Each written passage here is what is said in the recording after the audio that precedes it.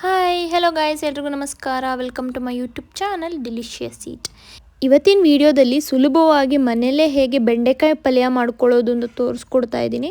So before get into a recipe, please subscribe to my YouTube channel and click the bell icon.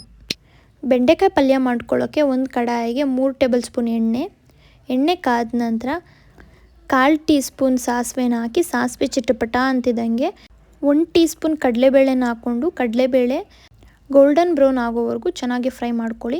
ನಂತರ ಒಂದು ಈರುಳ್ಳಿನ ಚಿಕ್ಕದಾಗಿ cut ಮಾಡಿ ಹಾಕ್ಕೊತಾ ಇದ್ದೀನಿ. ಮತ್ತು ಒಂದು 10 ಕರಿಬೇವಿನ ಎಲೆನ ಹಾಕ್ಕೊತಾ ಇದ್ದೀನಿ. ಈರುಳ್ಳಿ ಟ್ರಾನ್ಸ್ಪರೆಂಟ್ ಆಗೋವರೆಗೂ ಫ್ರೈ ಮಾಡ್ಕೊಳ್ಳಿ.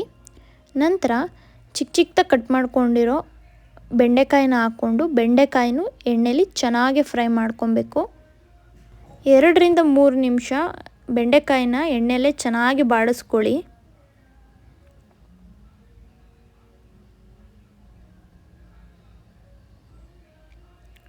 ಒಂದು 2ರಿಂದ 3 ನಿಮಿಷ ಆದಮೇಲೆ ನಾನಿಲ್ಲಿ ಒಂದು ಟೊಮೊಟೊನ ಚಿಕ್ಕದಾಗಿ ಕಟ್ ಮಾಡಿ ಹಾಕ್ಕೊತಾ ಇದ್ದೀನಿ. ಮತ್ತು ರುಚಿಗೆ ತಕ್ಕಷ್ಟು ಉಪ್ಪನ್ನ ಹಾಕ್ಕೊಂಡು ಒಂದು 5 ನಿಮಿಷ ಬೆಂಡೆಕಾಯಿನ ಕುಕ್ ಮಾಡ್ಕೊಳ್ಳಿ. ಆಗ ಟೊಮೊಟೊ ಅಲ್ಲಿ ನೀರು ಬಿಟ್ಕೊಂಡು ಚೆನ್ನಾಗಿ ಕುಕ್ ಆಗುತ್ತೆ ಬೆಂಡೆಕಾಯಿ. ಒಂದೊಳ್ಳೆ ಮಿಕ್ಸ್ ಕೊಟ್ಟು ಒಂದು ಸ್ವಲ್ಪ ಕೊತ್ತಂಬರಿ ಹಾಕ್ಕೊತಾ ಇದ್ದೀನಿ ಮೇಲೆ.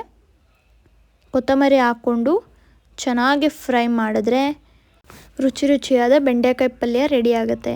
ರೊಟ್ಟಿ, ಚಪಾತಿ ಅಥವಾ ದೋಸೆ ಜೊತೆ ಒಂದು ಒಳ್ಳೆ ಕಾಂಬಿನೇಷನ್ ಅಂತಲೇ ಹೇಳ್ಬೋದು. ಅಥವಾ ಸೈಡ್ ಡಿಶ್ ಆಗಿ ಕೂಡ ತಿನ್ಬೋದು. ತುಂಬ ಚೆನ್ನಾಗಿರುತ್ತೆ. ಒಂದು ಸತಿ ಟ್ರೈ ಮಾಡಿ ಹೇಗೆ ಬಂತು ಅಂತ ನನ್ನ ಕಮೆಂಟ್ ಸೆಕ್ಷನಲ್ಲಿ ತಿಳಿಸಿ. ಈ ರೆಸಿಪಿ ನಿಮಗೆ ಇಷ್ಟ ಆದರೆ ಲೈಕ್ ಮಾಡಿ, ಶೇರ್ ಮಾಡಿ, ಹಾಗೆ ಕಮೆಂಟ್ ಮಾಡಿ. Thank you for watching. ಮತ್ತು ಇನ್ನೊಂದು ಹೊಸ ರೆಸಿಪಿ ಜೊತೆ ಸಿಗ್ತೀನಿ. ಅಲ್ಲಿವರೆಗೂ ಟೇಕ್ ಕೇರ್, ಬಾಯ್.